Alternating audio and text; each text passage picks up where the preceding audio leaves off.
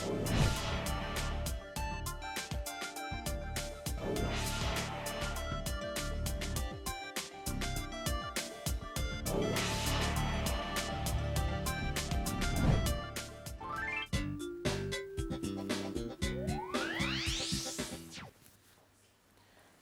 प्रेक्षको, hello doctor या प्रायोजित कार्यक्रमामध्ये मी डॉक्टर आकाश हरिश्चंद्र नमस्के तुम्हा सर्वांचं मनपूर्वक स्वागत करतो.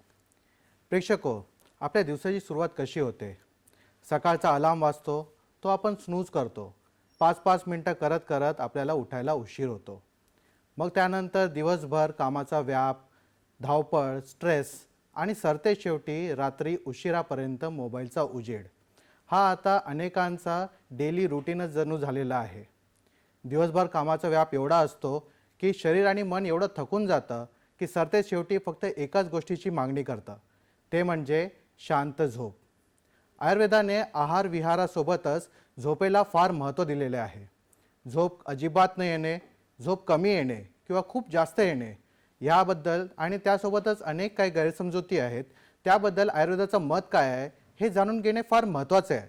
याच अनुषंगाने आपण आजचा विषय निवडला आहे. पाहूया आजचा विषय काय आहे ते. विषय आहे झोप आणि आयुर्वेद, समज गैरसमज. विषय आहे झोप आणि आयुर्वेद, समज गैरसमज. आणि या विषयावरती तज्ज्ञ मार्गदर्शन आणि चर्चा करण्यासाठी आज आपल्यासोबत उपस्थित आहेत आयुर्वेदाचार्य, आयुर्विद्या पारंगत, राजवैद्य समीर गोविंद जमदग्नी सर. नमस्कार सर, कार्यक्रमात आपलं स्वागत आहे. नमस्कार. महाराष्ट्राला सुपरिचित असं व्यक्तिमत्व आहे सरांचं, तरीही नव्या प्रेक्षकांसाठी मी पुन्हा एकदा सरांची ओळख करून देतो. सर हे गेल्या 40 वर्षापासून पुणे व मुंबई येथे यशस्वी आयुर्वेदिक चिकित्सक म्हणून कार्यरत आहेत. श्री विश्ववती आयुर्वेदिक रुग्णालय कोल्हापूर तसेच Nargis Dutt memorial cancer hospital Barshi येथे सर प्रमुख चिकित्सक म्हणून काम करतात. भारत सरकारने सरांना राष्ट्रीय धन्वंतरी पुरस्काराद्वारे सन्मानित केले असून नुकतेच सरांना भारत सरकारद्वारे राष्ट्रीय आयुर्वेद गुरु म्हणून सुद्धा सन्मानित केले गेले आहे. कॅन्सर, हृदयरोग, क्रिटिकल इलनेसेस, वंध्यत्व, गतिमंदत्व, मतिमंदत्व, पर्सनॅलिटी डिसऑर्डर्स या व इतर आजारांवर उपचारांमध्ये त्यांनी विशेष प्रावीण्य मिळवले आहे. माननीय राष्ट्रपती व इतर अनेक मान्यवर जसे मराठी व हिंदी चित्रपट सृष्टीतील कलाकार, साहित्य, क्रीडा, राजकीय व सामाजिक क्षेत्रातील अनेक नामवंत व्यक्तींचे मानद चिकित्सक म्हणून सरांची ख्याती आहे. सरांच्या दवाखान्यामध्ये सरांच्या मार्गदर्शनाखाली आणि सल्ल्याने सर्व आजारांचे निदान व उपचार करण्यासाठी तसेच वेळेचा अपव्यय टाळून रुग्णांच्या सोयीसाठी एक्सपर्ट डॉक्टरांची टीम सतत कार्यरत असते. वैद्य समीर जमदग्नी सरांकडे श्री विश्वामृत आयुर्वेद अध्ययन या उपक्रमाद्वारे विद्यार्थ्यांना गुरुकुल पद्धतीने आयुर्वेदाचे शिक्षण विनामूल्य दिले जाते. चला तर मुख्य कार्यक्रमाकडे वळूया. सर पुन्हा एकदा तुमचं या कार्यक्रमामध्ये स्वागत आहे. सर आजचा आपला विषय जो आहे एकदम सोपा आहे पण वेगळा आहे. झोप आणि आयुर्वेद याबद्दल आपला आजचा विषय आहे. तर झोपेबद्दल आयुर्वेदामध्ये काय व्याख्या सांगितली आहे हे जरा आम्हाला सांगा. हां, कसं होतं की झोप हा एकदम वेगळ्या पद्धतीने लक्षात घेण्याचा मुद्दा आहे आणि त्याचा आयुष्याशी आपला संबंध आहे, मनाशी संबंध आहे, मानसिकतेशी आहे, करिअरशी आहे, शरीराच्या कोणत्याही प्रक्रियांशी आहे असं जर म्हटलं तरी वावगं ठरू नये. त्रयोपस्तंभ नावाची एक कल्पना आयुर्वेदामध्ये सांगितली आहे. आहार, निद्रा आणि ब्रह्मचर्य. ह्याच्यात आहार म्हणजे अन्न कसं सेवन करावं ह्याच्याविषयी आपण पुढं बोलणार आहे नंतर पुढच्या व्याख्यानामध्ये. निद्रा ही मध्ये ठेवलेली आणि ब्रह्मचर्याचं पालन जे आहे म्हणजे शरीरातलं जे शुक्र धातूच्या संबंधनाचं प्रकरण आहे त्याला ब्रह्मचर्य असं म्हटलं जातं. ब्रह्मचर्य म्हणजे ब्रह्म्याची किंवा परमात्म्याची प्राप्ती करण्यासाठीचं जी चर्या आहे त्याला खरं ब्रह्मचर्या म्हणायला पाहिजे, ब्रह्मचर्य म्हणायला पाहिजे. आणि त्याच्यामध्ये अष्टविध मैथून कसे वर्ज्य करायला पाहिजे वगैरे आयुर्वेदातही बरंचसं वर्णन त्याचं आलेलं आहे. अब्रह्मचर्य असं सुद्धा म्हटलं जातं. गृहस्थाश्रमी लोकांना पुत्रोत्पादनासाठी किंवा संतान होण्यासाठी त्याचा वापर करायला लागतो म्हणून. तर ह्याच्यामध्ये निद्रेचं महात्म्य जे आहे ते लक्षात येईल. म्हणजे आपल्या आयुष्याची जी तिवई आहे ना त्यातला एक पाय म्हणजे जे आहे ते निद्रा आहे असं लक्षात घ्यायला पाहिजे. दुसरं महत्त्वाचं म्हणजे उपस्तंभ आहेत म्हणजे काहीतरी प्रधान स्तंभ असणार आहे. ते वात, पित्त, कफ ही असू शकतात, मन, अंतःकरण, आत्मा वगैरे या गोष्टी, शरीर याही असू शकतात. तर आयुर्वेदाचा तो विचार आहे तो वेगळा आणि गहन पद्धतीचा आहे. त्याच्याशी आत्ता आपण साक्षात संबंधित असं काही बोलणार नाही आहे. अधारणीय वेग नावाचा एक प्रकार आयुर्वेदात सांगितलेला आहे. म्हणजे शिंक आलेली आहे, दाबलेली आहे, जांभई आली आहे, दाबली आहे, उलटीचा वेग थांबवलेला आहे, शौचाचा वेग आलेला आहे, मलमूत्रांचा वेग आलेला आहे, थांबवलेला आहे. तर हे अयोग्य आहे असं आयुर्वेदाने म्हटलेलं आहे. आणि त्याच्यामध्ये एक वेग जो आहे तो म्हणजे झोपेचा वेग आहे. म्हणजे झोप आल्यानंतर झोपायलाच पाहिजे, जागत बसायला नाही पाहिजे. आणि ही वेळ जी आहे ती बऱ्याच वेळेला लहान मुलांच्या बाबतीत आणि तरण्या लोकांच्या बाबतीतसुद्धा 7:30-8च्या दरम्यान येऊन जाते आणि तरीसुद्धा 1पर्यंत जागलं जातं. आणि मग असं रोज व्हायला लागलं की शरीर आजारी पडतं, अनेक वेगवेगळे आजार उत्पन्न व्हायला लागतात. तर त्यामुळं झोपेचा वेगाचा अवरोध जर केला तर मग शरीरात आलस्य गौरव, नेत्रगौरव आणि इतर वेगवेगळे आजार उत्पन्न व्हायला लागतात जर तुम्ही झोप घेतली नाही तर. आणि वाताचे आजार त्यातून उत्पन्न व्हायला लागतात. महत्त्वाची गोष्ट अशी आहे की झोपेची व्याख्या काय करायची असं जर बघायला आपण सुरुवात केली ना, तर मन आणि शरीर आणि इंद्रिय हे दिवसभर कर्म करून कामं करून जेव्हा थकतात त्यावेळेला मग झोपेची भावना जी आहे ती डॉमिनेटिंग अशी व्हायला लागते. आणि याचा निश्चित संबंध जो आहे तो आपल्या चंद्र आणि सूर्यांच्या गतीशी आहे. सर्कॅडियन रिझम ज्याला म्हणतात किंवा आपलं बायोकेमिकल क्लॉक जे आहे ते चंद्र आणि सूर्याशी असं निगडीत आहे, प्रकाशाशी संबंधित आहे. प्रकाशाशी संबंधित एखादी गोष्ट आपण ज्यावेळेला म्हणतो त्यावेळेला फक्त अंधार आणि प्रकाश एवढाच संबंध नाही आहे, आपली पृथ्वी गोल फिरती आहे. तर गतीशी संबंध आहे हे लक्षात घ्यायला पाहिजे. त्याच्याकडं कोणाचं फारसं लक्ष जात नाही. आणि त्यामुळे टाईम झोनमधनं ज्यावेळेला आपण ट्रॅव्हल करतो विमानातनं त्यावेळेला बऱ्याच वेळा पूर्वेकडं प्रवास करत असताना आपल्याला खूप त्रासदायक असा जेटलॅग लागतो आणि पश्चिमेकडे जर आपण करत असू तर तो त्या मानाने कमी लागतो. झोप हे शरीरातलं असं प्रकरण आहे की ती भूतधात्री असं म्हटलेलं आहे. म्हणजे संपूर्ण शरीराचं सर्व भूतमात्रांचं धारण करणारी अशी ती आई आहे. पोषण आणि भरण त्याच्या साहाय्याने होत असतं. हे जर तुम्ही लक्षात घेतलं तर झोपेचं महत्त्व काय आहे हे आपल्या पटकन लक्षात येणार आहे. आता बॅक्टेरियासारखा छोटासा जीव आहे, तो सुद्धा वाढत नाही आणि पुनरुत्पादन करणे अशा वेळेस झोप घेत असतो.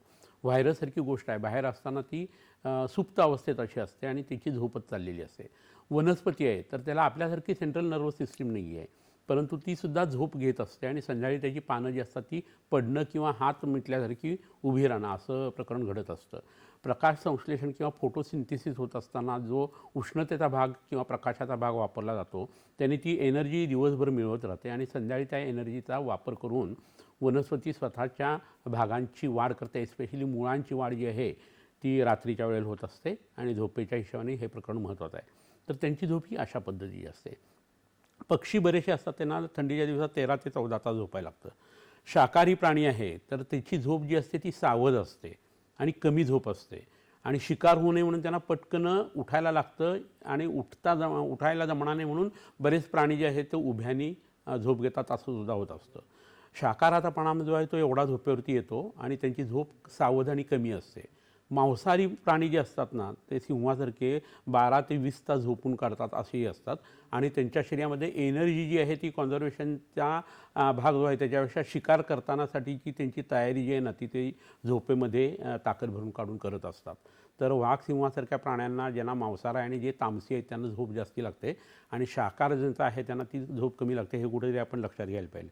डॉल्फिनसारखे जे प्राणी असतात ते काय करतात, पाण्यातल्या जलचर अशा योनी ज्या आहेत त्याच्यामध्ये एक मेंदूचा भाग जो आहे तो वापरला जातो, एक डोळा उघडा ठेवला जातो, मग दुसरा मेंदूचा भाग वापरला जातो आणि पहिला आहे तो झोपतो वगैरे अशा पद्धतीने हे प्रकरण जे आहे ते चाललेलं असतं.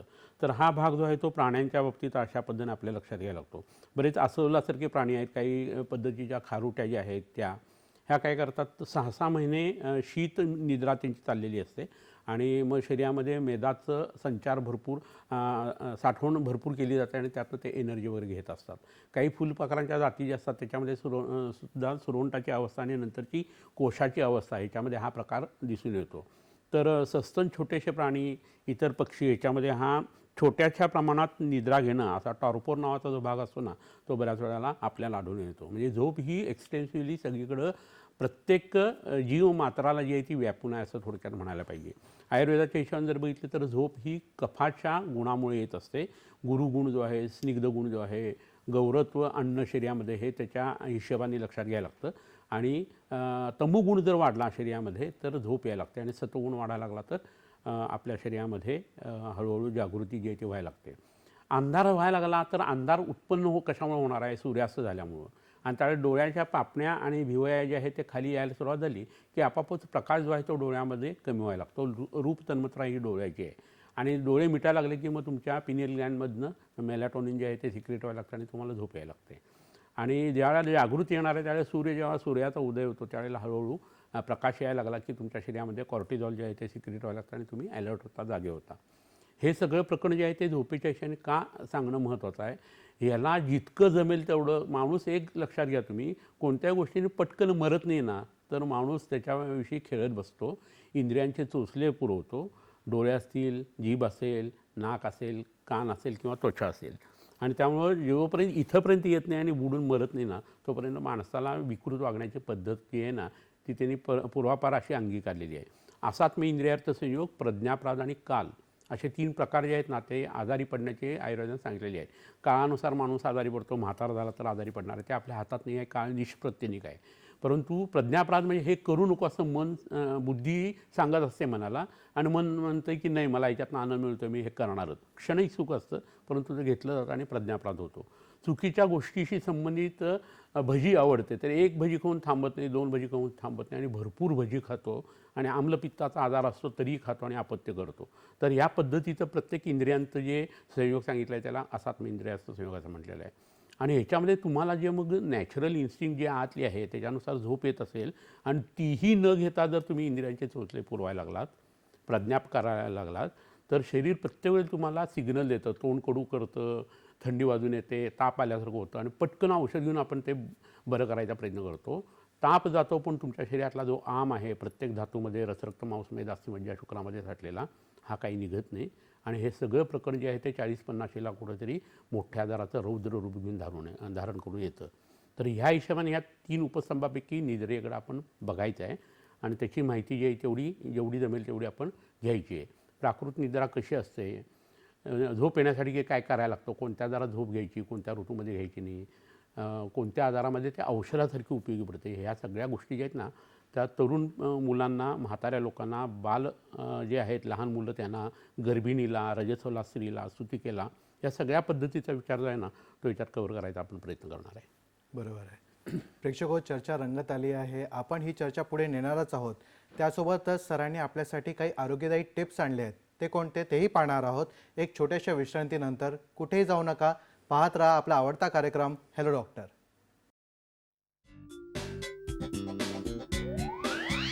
झोप आणि आयुर्वेद, समज गैरसमज. श्री विश्वामृत आयुर्वेदीय चिकित्सालय, पत्ता Siddhi platinum 1369 Sadashiv Peth, off Bajirao road, Natoba Ganpati जवळ, पुणे 411030. शाखा पुणे, मुंबई, कोल्हापूर. दूरध्वनी क्रमांक 8087732333, तसेच 7774919193 आणि 9595810727. Email shriviswamrut@gmail.com.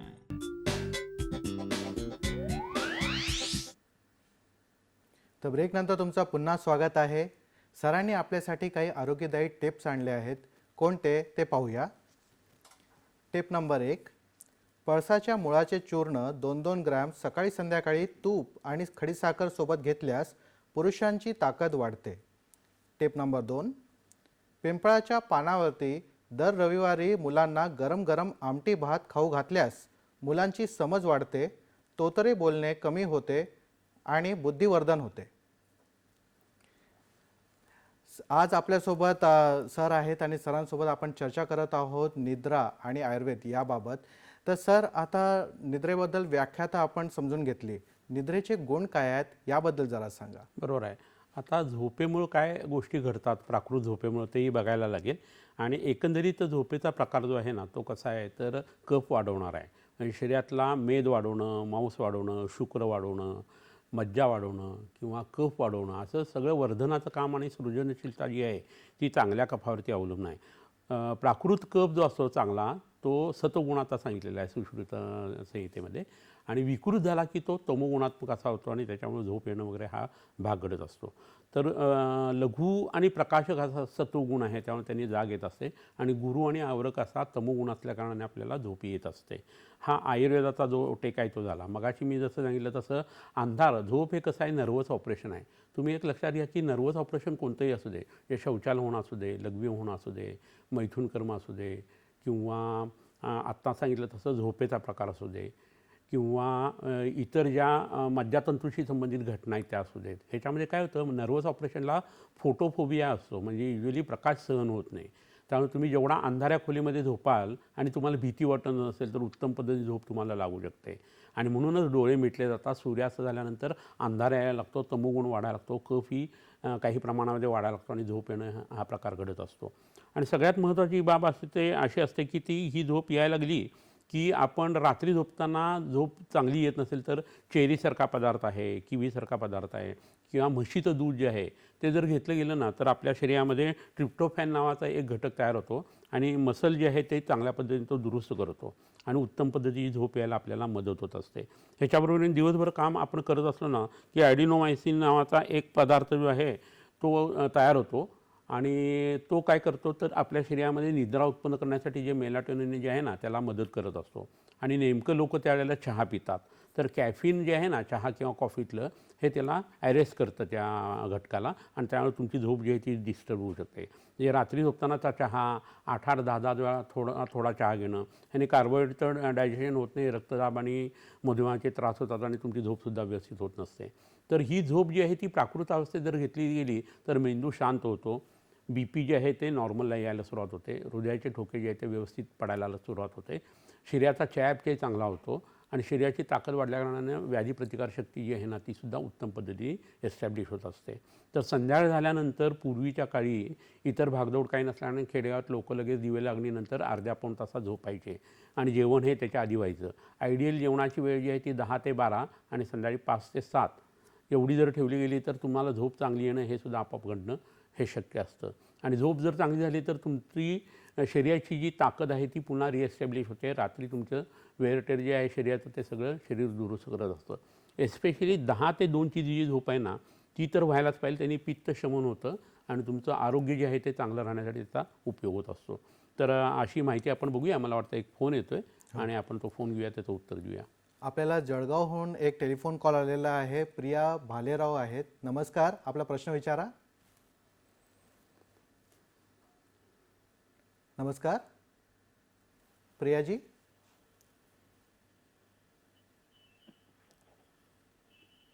हॅलो.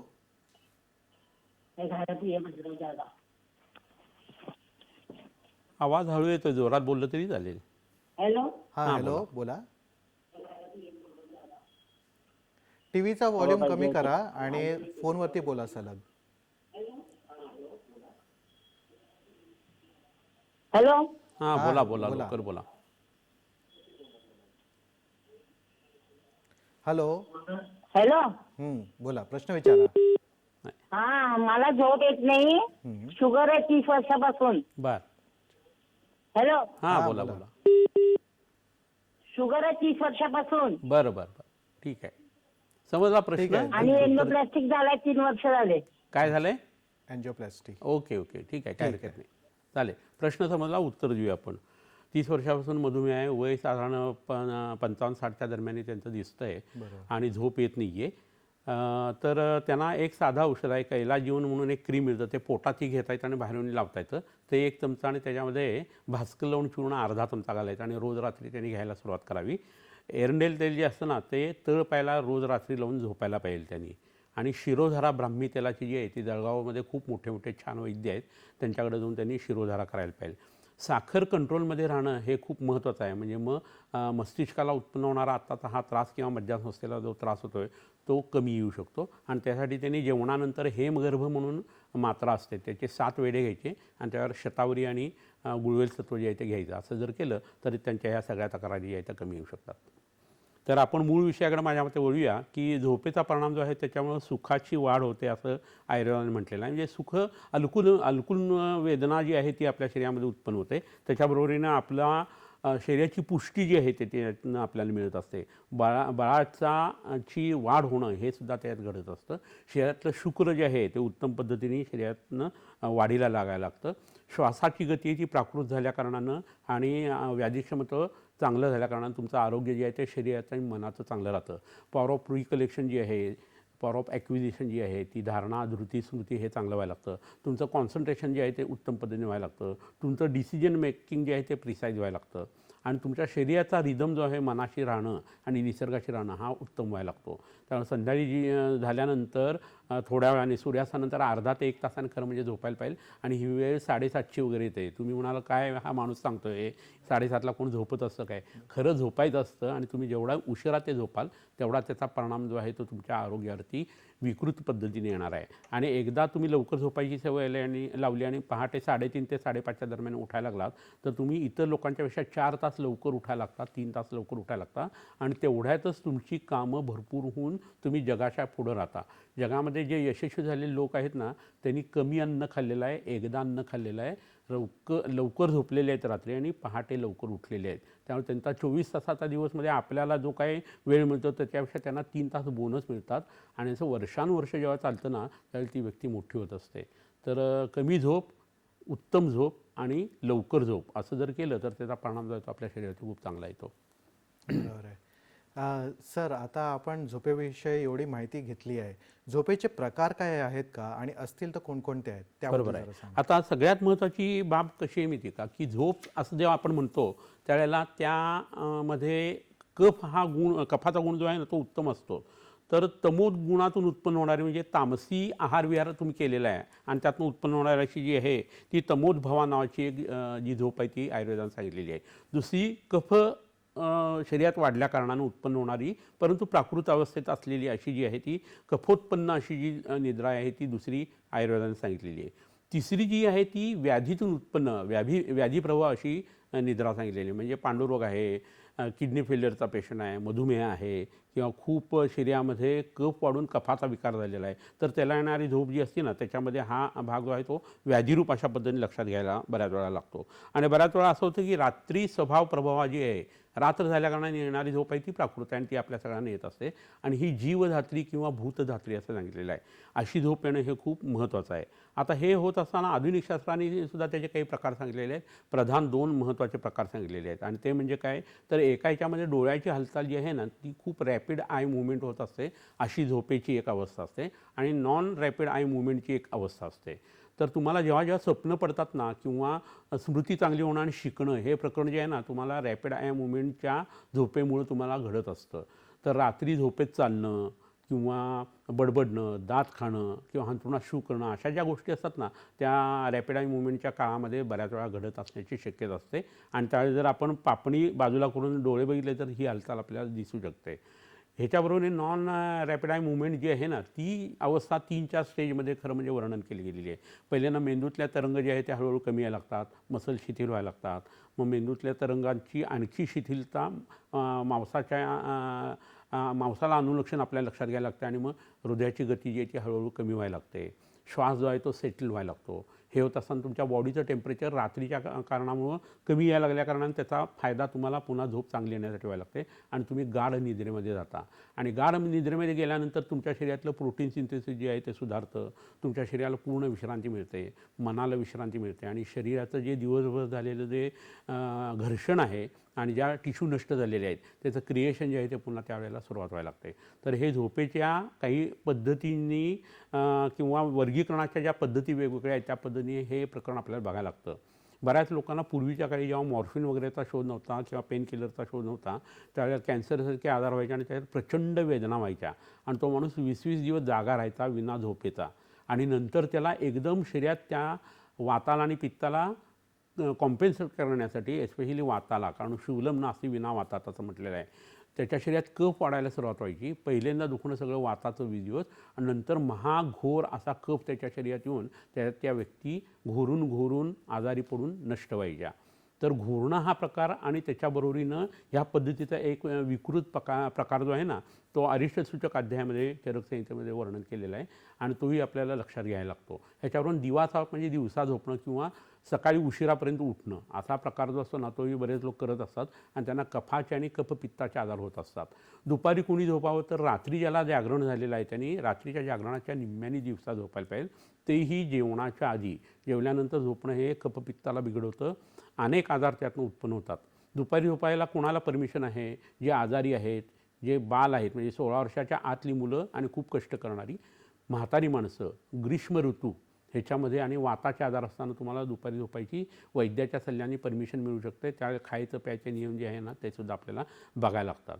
इंटरमिटंट झोप येणं म्हणजे मधनं जाग येणं हा प्रकार जो असतो ना, स्पेशली रात्री 3 वाजता जाग येणं किंवा 2 ते 3च्या दरम्यान जाग होणं, हा प्रकार जो असतो ना, तो अनेक वेगवेगळ्या पद्धतीने दैवपाश्री चिकित्सासुद्धा त्याला करायला लागते.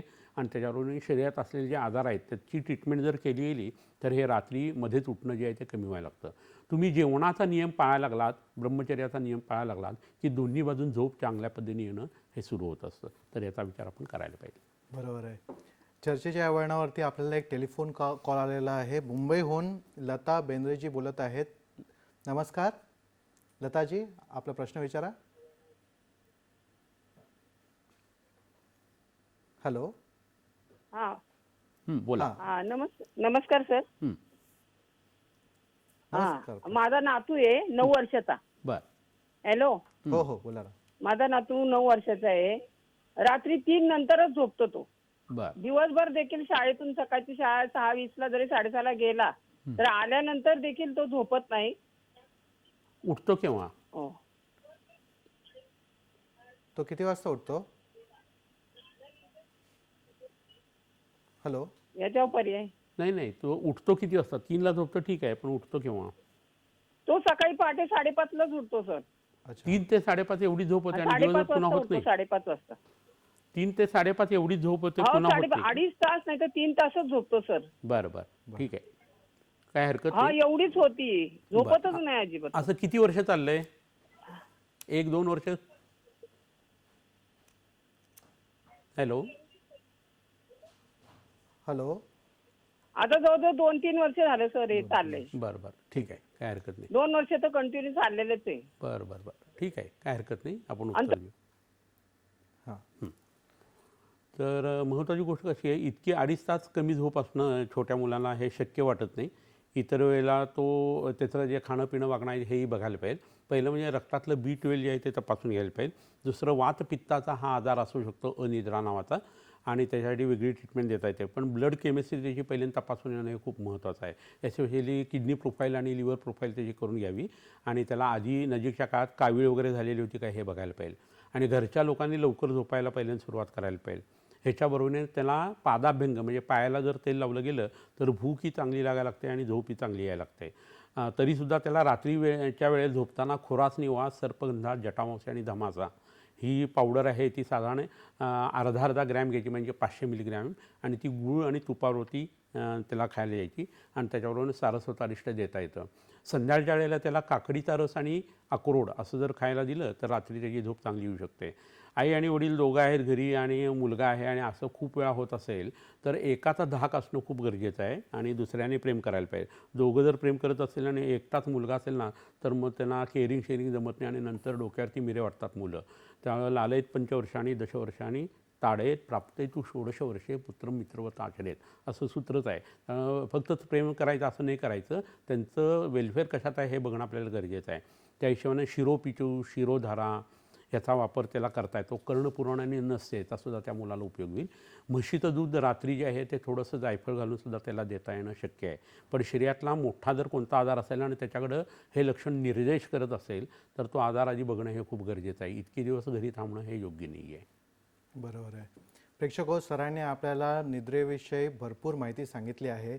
त्यासोबतच त्याची विकृती आणि प्रकृती काय अवस्थेत काय करायला, चिकित्सा कशी असावी याबद्दलही आपण जाणून घेणार आहोत. आणि त्यासोबतच सरांनी आणखीन काही आरोग्यदायी टिप्स आपल्यासाठी आणले आहेत, तेही जाणून घेणार आहोत एका छोट्याशा विश्रांतीनंतर. कुठेही जाऊ नका, पाहत राहा आपला आवडता कार्यक्रम हॅलो डॉक्टर.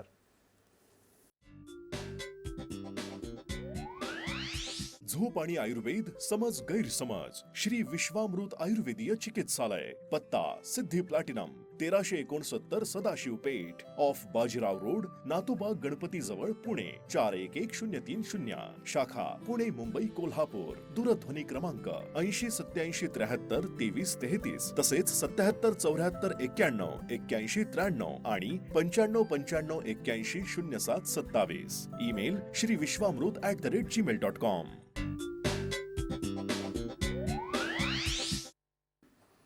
तर ब्रेकनंतर तुमचं पुन्हा स्वागत आहे. सरांनी आपल्यासाठी आणखीन काही आरोग्यदायी टिप्स आणलेले आहेत. कोणते ते पाहूया. Tip number 3.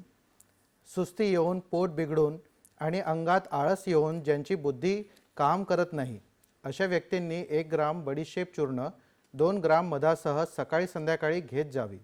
याने 2-3 आठवड्यात बुद्धीत तरतरीपणा येतो. टिप नंबर 4, अंगावरती उत्पन्न होणाऱ्या मेदाच्या गाठी, लायपोमा आणि मेदाच्या स्थूलपणा यासाठी ओल्या माक्याचा रस, भृंगराज रस संपूर्ण अंगाला चोळून चोळून लावावे. याबरोबर आयुर्वेदातील पत्रपोट्टली सुयेत केल्यास शरीर सडसडीत बनते व मेदाच्या गाठी कमी होतात. हा प्रयोग सतत 4 महिने करावा लागतो. सरांनी दिलेल्या या टिप्सचा नक्की अवलंब करावा, तुम्हाला नक्की फायदा होईल. सर, आज आपण झोप आणि आयुर्वेद याविषयी बोलत आहोत. तर सगळ्यात महत्त्वाचा प्रश्न हा आहे की चांगली झोप कशी येणार, याबद्दल जरा सांगा. हे खरं म्हणजे आता वरदान ठरेल अशी गोष्ट झालेली आहे. आणि ह्याचं कारण म्हणजे हरी, वरी आणि करी या 3 गोष्टी ज्या आहेत ना, त्या इतक्या वाढलेल्या आहेत. हरी म्हणजे प्रत्येक ठिकाणी तुमची गडबड कुठेही जायचं म्हटलं तर मी पहिल्यांदा करतो, त्याला नंतर करू दे वगैरे हे प्रकरण चालतं. वरी म्हणजे काळज्या ज्या आहेत त्या सगळ्या पद्धतीच्या ज्या आहेत त्या माणसांनी स्वतःला लावून घेतलेल्या आहेत स्वतःच्याच या रॅट रेसमध्ये. आणि करी म्हणजे खाणं पिणं तुमचं जे आहे ना ते कसंही मनपूतम समाचरेत असं जे चाललेलं आहे. या तिन्हीचा परिणाम म्हणून झोप नव्हे अनेक आजार तुमच्या शरीरामध्ये उत्पन्न व्हायला सुरुवात झालेली आहे. तर हे टाळणं आणि हे कमी करणं हे महत्त्वाचं सूत्र आहे. गडबड कमी व्हायला पाहिजे, कारण स्ट्रेसचा हार्मोन कोणता आहे तर तो कॉर्टिझोल आहे. स्ट्रेसमुळे तुमच्या शरीरात वात आणि पित्त वाढतात आणि मग त्यामुळे तुम्हाला झोप येणं हे शक्य होत नाही आहे. तुम्ही शांत राहणं असं असेल तर झोपेची थोडी कमी झोप घेतली जरी बिघडत नाही, पण ती क्वालिटीची झोप तुम्हाला लागते. तर कुठंतरी कुणाकडे तरी प्रत्येकजण पळत असतो आणि प्रत्येकाच्या कपाळावरती आठ्या असतात असं आपण बघतो. थोडासुद्धा आपल्याला दम धरवत नाही असं होतं. खेडेगावामध्ये सायकल धडकली कुणाची तर दोघं खाली पडतात आणि उठून उभं राहतात आणि दोघं एकमेकाला विचारतात लागलं नाही ना. पण हे पुण्या मुंबईसारख्या ठिकाणी जर झालं ना तर आसनावरती येऊन मारामारी सुरू होते.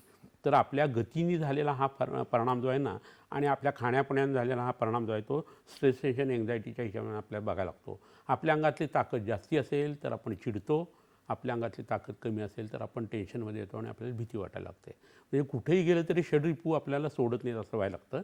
आणि असं जर असेल तर तुम्हाला खाणं पिणं वागण्यावरती पहिल्यांदा कंट्रोल ठेवणं महत्त्वाचं आहे. आहार, निद्रा आणि ब्रह्मचर्य हे जर तिवईचे 3 पाय धरले तर तुमचं खाणं जे आहे ते माफक व्हायला पाहिजे. तुमचं ब्रह्मचर्याचं पालन म्हणजे शरीरातला शुक्र धातू, मग लहान मुलं असतील, तरणे असतील किंवा म्हातारी माणसं असतील, ही खूप चांगल्या पद्धतीने शुक्राचं रक्षण करणं हे गरजेचं आहे. रस, रक्त, मांसमेद, अस्थिमज्जा, शुक्र हा शेवटचा जो भाग आहे ना तो खूप महत्त्वाचा आहे. त्यातून ओजाची उत्पत्ती होते, मन, अहंकार वगैरे ह्याच्यावरती काम होतं. साधना करताना तुम्हाला उपयोगी पडणार आहे. एवढंच नाही तर तुमचं ब्रह्मचर्य जेवढं चांगलं असेल तर तेवढी तुमची करिअर चांगली होते. आणि ह्या प्रत्येक शुक्राच्या बिंदूची रक्षा करायला सांगितलेलं आहे. मरणम बिंदू पातेन जीवनम बिंदू धारणात यावत बिंदू स्थिरो देहे तावत कालस्य भयमुक्तः असं म्हटलेलं आहे. तर या शुक्राचं आणि ब्रह्मचर्याचं एवढं महात्म्य आहे आणि ते झोपेच्या हिशोबाने लक्षात घ्यायला पाहिजे. आता तुम्ही म्हणाल की कमी अन्न खाऊन कसं चालेल, मग त्याच्यामुळं आम्हाला शरीरात कफ वाढून झोप कशी येणार.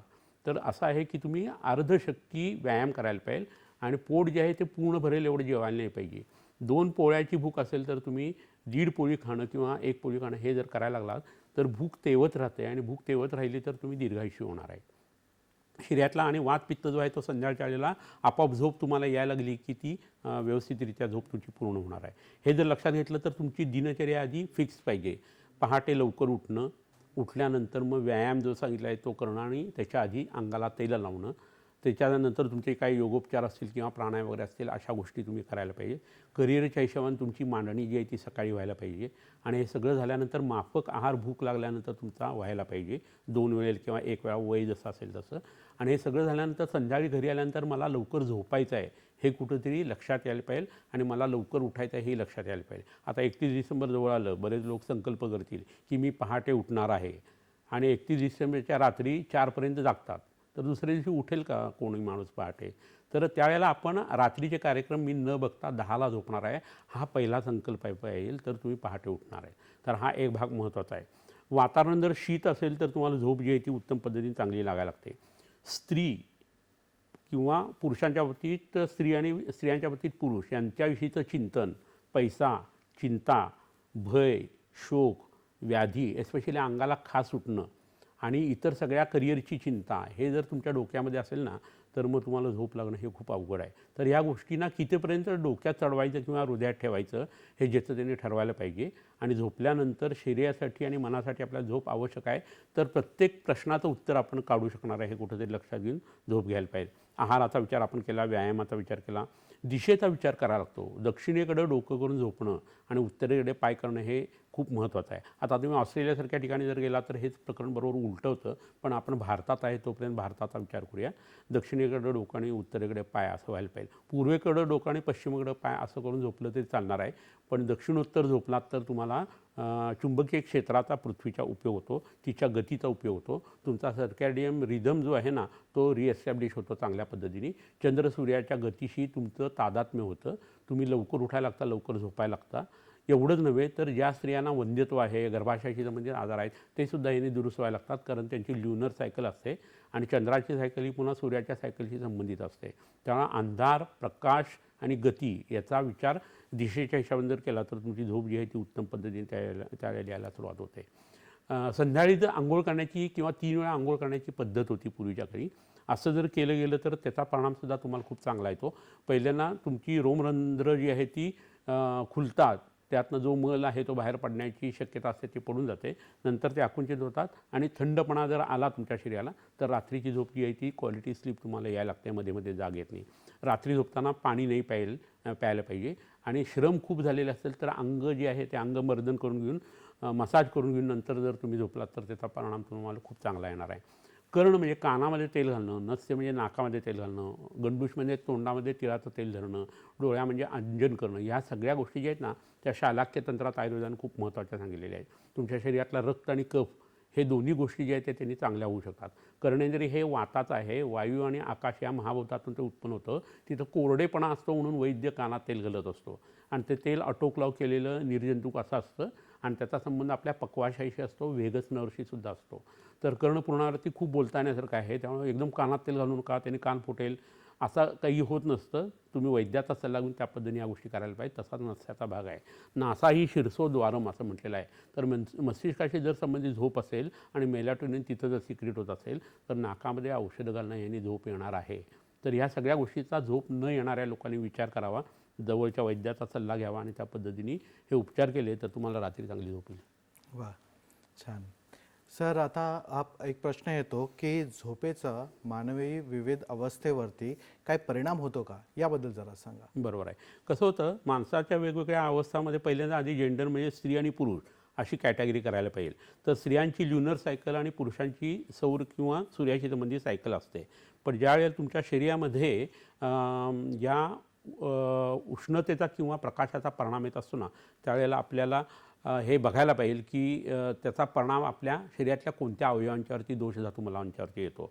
तर पाळी जर नॉर्मल व्हायची असेल तर तुम्ही 2 वेळा जेवण आणि एकदा कोठा साफ झाला आणि लवकर झोपायला लागलात तर 28 दिवसांनी तुमचा पाळी जी आहे ती यायला लागते. आणि असं जर झालं तर 12व्या दिवशी तुम्हाला ओव्ह्युलेशन होतं. मुलं होण्याची प्रक्रिया जी आहे ती त्यांनी सोपी होते. IVF वगैरे करत असतानासुद्धा तुमची झोप जर चांगली होत असेल, 2च वेळा तुम्ही जेवत असाल, एकदा कोठा साफ होत असेल आणि रात्री तुम्ही 9:30-10च्या दरम्यान झोपत असाल तर तुमचं एंडोमेट्रियम चांगलं तयार होणं, क्वालिटीचं बीज तयार होणं आणि ते एम्बेडिंग होणं हे आणि पुढं वाढणं हे खूप चांगल्या पद्धतीने घडत असतं. हा पाळीच्या बाबतीत जसा नियम झाला तसं तुमचं दूध जे अंगात येतं हे कसं आहे, नर्वस ऑपरेशन आहे. तर अंधाऱ्या खोलीत जर बाळाला तुम्ही पाजलं तर दूध भरपूर येतं हे दिसतं. तर रात्रीचा परिणाम जो आहे तो दुग्धवर्धनासाठी होत असतो. शरीरामध्ये तुमची मज्जाप्रीती वाढली, बाळाच्या प्रतीची भावना जी आहे ती प्रेमाची जास्ती राहिली आणि तुझ्या मांडीमध्ये जर तो बाळकृष्ण सतत असेल ना तर दूध कमी पडणं हा प्रकारच घडत नाही. आणि शुक्रप्रीती किंवा मैथून कर्म हे जर त्या काळात वर्ज्य केलं गेलं तर त्याचा जबरदस्त परिणाम जो आहे तो झोपेच्या हिशोबाने आपल्याला घेता येत असतो. गर्भिणी अवस्थेमध्ये गर्भाची चांगली वाढ होणं, गर्भस्राव किंवा पात न होऊ देणं, याच्यासाठी ज्या गोष्टी आहेत ना त्यावेळेस झोपेचं अनन्यसाधारण महत्त्व आहे. तर हा स्त्रियांच्या हिशोबाने बघायचा भाग झाला.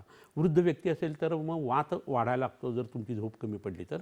आणि अल्झायमरसारखे आजार, कंपवातासारखे आजार किंवा पार्किन्सनसारखे विकार जे आहेत ते, सांधे दुखणं, मसल्समध्ये पेन येणं, अंगमर्द ह्या पद्धतीचे जे त्रास आहेत ना ते तुम्हाला वृद्धापकाळामध्ये झोप कमी झाल्यानंतर दिसत असतात. आणि झोप कमी होणं हे त्यावेळेला का घडतं तर शरीरामध्ये वाताचं आधिक्य होतं, त्याच्याबरोबरीनं वायू आणि आकाश महावातातून उत्पन्न होणारा हा वात वाढला की कोरडेपणा शरीरात जास्त यायला लागतो आणि तुमची झोप जी आहे ती अनिद्रेकडे जायला लागते किंवा अल्पनिद्रा किंवा खंडित निद्रा या प्रकाराकडे जायला लागते. ज्या वेळेला तुम्ही लहान मुलांचा विचार करता त्यावेळेला तुम्हाला असं जाणवतं की ग्रोथ हार्मोन जे आहेत ना त्याचा परिणाम जो आहे तो झोपेमध्ये जास्ती चांगल्या पद्धतीने येतो. बुद्धिस्मृती, एकाग्रता, कॉग्निशन ज्याला आपण म्हणतो त्याच्यासाठी झोपेची खूप गरज आहे. तर लहान मुलांना लवकर झोपवणं आणि लवकर उठवणं याची सवय घालायला पाहिजे आणि दुपारी त्यांना झोपून नाही द्यायला पाहिजे. बरोबर आहे. प्रेक्षको, आता चर्चा खूपच रंगत आलेली आहे आणि आपण ही चर्चा पुढे नेणारच आहोत आणि झोपेविषयी अजूनही माहिती घेणार आहोत, पण एका छोट्याशा विश्रांतीनंतर. कुठेही जाऊ नका, पाहत राहा तुमचा आवडता कार्यक्रम हॅलो डॉक्टर.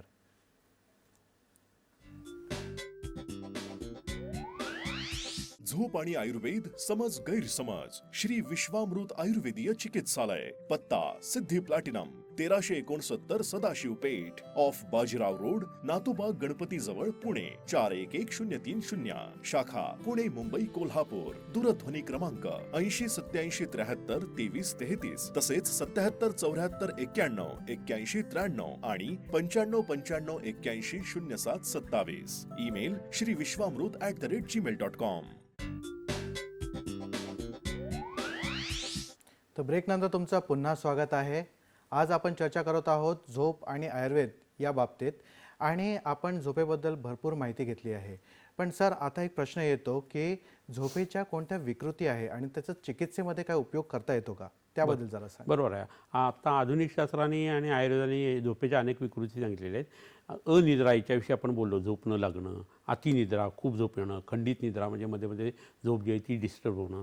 त्याच्याबरोबर विकृत निद्रा म्हणजे शरीरात कोणते विशिष्ट आजार असतील, म्हणजे किडनी फेल्युअरचा पेशंट असेल आणि युरिया वाढायला लागला की तो बसल्या बसल्या झोपायला लागतो, त्यांच्या तोंडातून लालासरा वगैरे होत असतो. प्रमेह किंवा मधुमेह वाढला आहे तर जेवण झालं की 2 तासांनी साखर वाढायला लागली की या लोकांना विकृत झोप यायला लागते. तर ह्या सगळ्या गोष्टीचा विचार जो आहे ना तो आपल्या आयुर्वेदामध्ये केलेला आहे आणि त्याची ट्रीटमेंटसुद्धा सांगितलेली आहे की युजली कफाची ट्रीटमेंट करायला तिथे लागते. सामता म्हणजे शरीरातला जो चिकट पदार्थ आहे तो जितका पचवता येईल तेवढ्या पद्धतीने चांगल्या पद्धतीने पचवून मग नंतर त्याला झोप येण्यासाठी, मगाशी चांगली झोप येण्यासाठी जे प्रकरण आपण बघितलं ते सगळं आपल्याला करता येत असतं.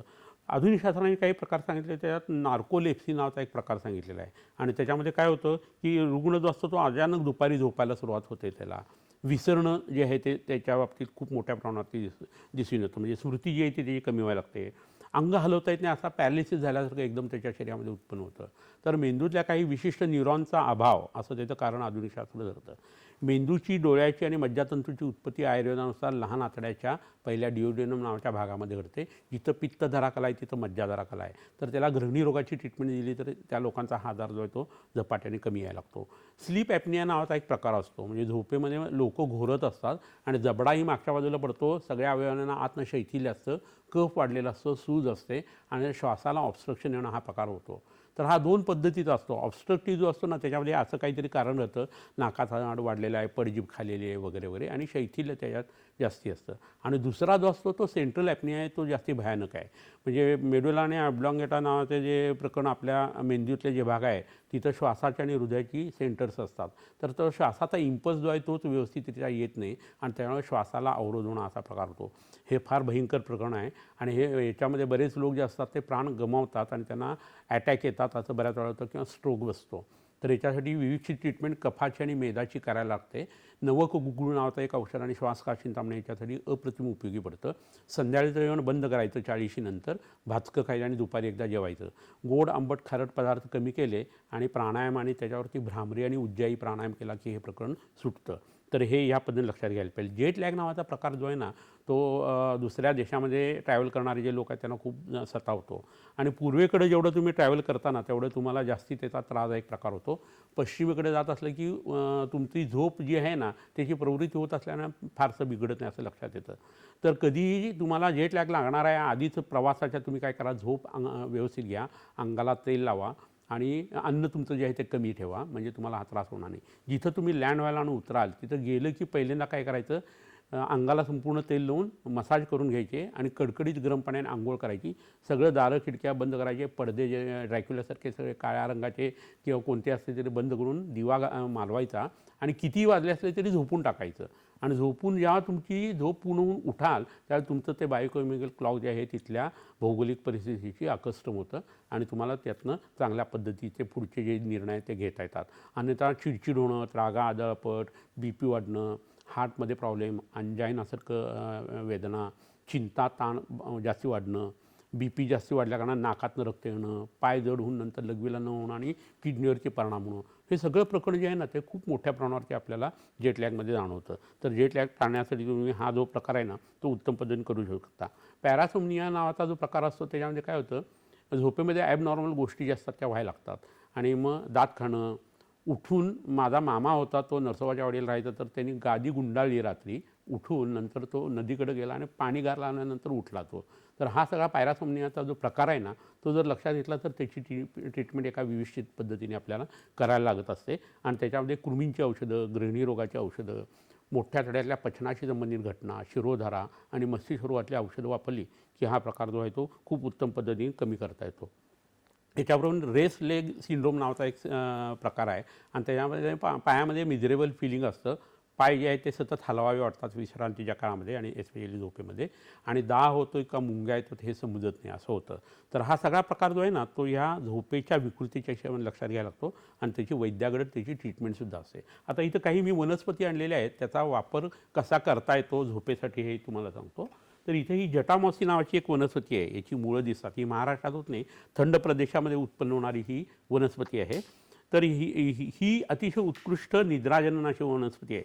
सकाळी याची पावडर जी आहे ती 5 ग्रॅम एवढी एक कप पाण्यामध्ये भिजवत ठेवायची गरम पाण्यामध्ये आणि रात्री कोळून गाळून हे पाणी जे आहे ते द्यायचं.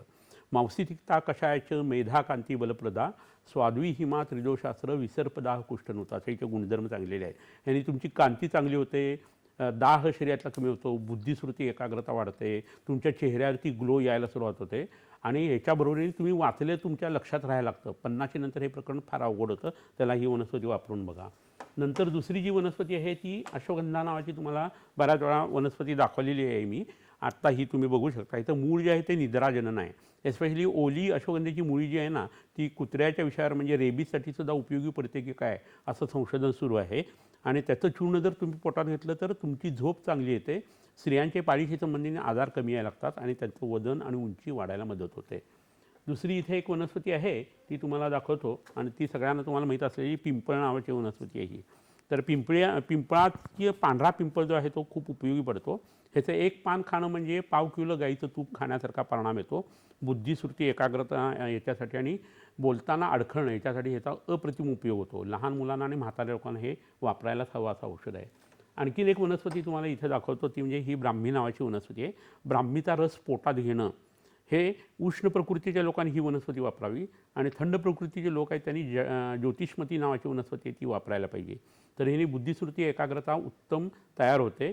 तुम्ही पाठांतर करत राहायला लागलात तर तुमची भूक ही चांगली होते, नवीन न्यूरॉन्स तयार व्हायला लागतात. नवीन शिकत राहिलात की तुमचा मेंदू म्हातारा होत नाही आणि ज्याचा मेंदू म्हातारा होत नाही त्याच्या रक्तवाहिन्या चांगल्या होतात. ज्याच्या रक्तवाहिन्या आणि मेंदू चांगला होतो त्याचं हृदय चांगलं होतं आणि ज्याचं हृदय, मेंदू आणि रक्तवाहिन्या चांगल्या होतात तो दीर्घायुषी होतो. तर हे प्रकरण जे आहे ते मेंदूकडून सोडवणं आणि झोपेकडून सोडवणं हे खूप गरजेचं आहे. त्याच्यासाठी ही वनस्पती तुम्ही वापरू शकता. आणखीन एक गोष्ट इथं आहे ती म्हणजे वेखंड नावाची ही एक वनस्पती आहे. कोरडी किंवा सुखद्रव्य आहे.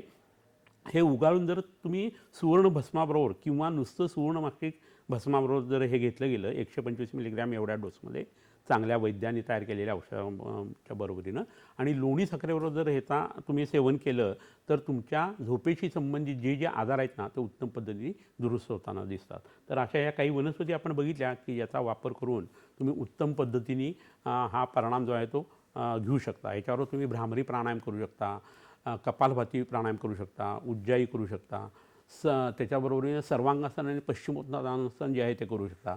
तर ह्याचा परिणाम जो आहे तुमच्या मेंदूच्या वेव्हजवरती येतो. अल्फा वेव्ह जे आहे त्या शरीरामध्ये वाढायला लागतात मेंदूमध्ये आणि त्याचा अप्रतिम फायदा तुमच्या बुद्धिस्मृती एकाग्रता आणि झोपेवरती येतो आणि म्हणून अल्टिमेटली तुमच्या करिअरवरती येतो. बरोबर आहे. फारच सुंदर आणि सविस्तर अशी माहिती दिली सर तुम्ही.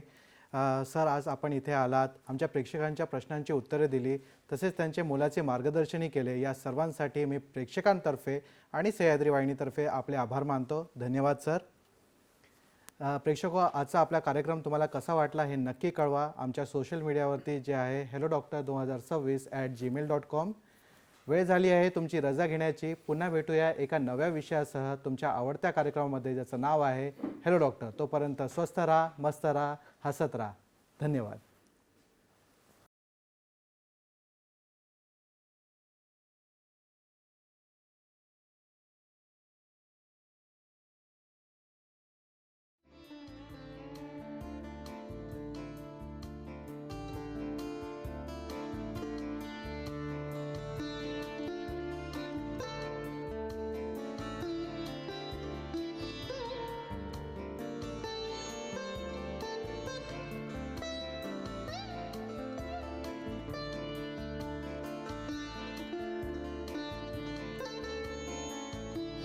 झोप आणि आयुर्वेद समज गैरसमज श्री विश्वामृत आयुर्वेदीय चिकित्सालय. पत्ता Siddhi platinum 1369 Sadashiv Peth off Bajirao road, Natoba Ganpati जवळ, पुणे 411030. शाखा पुणे, मुंबई, कोल्हापूर. दूरध्वनी क्रमांक 8087732333 तसेच 7774919193 आणि 9595910727. ईमेल श्रीविश्वामृत@gmail.com.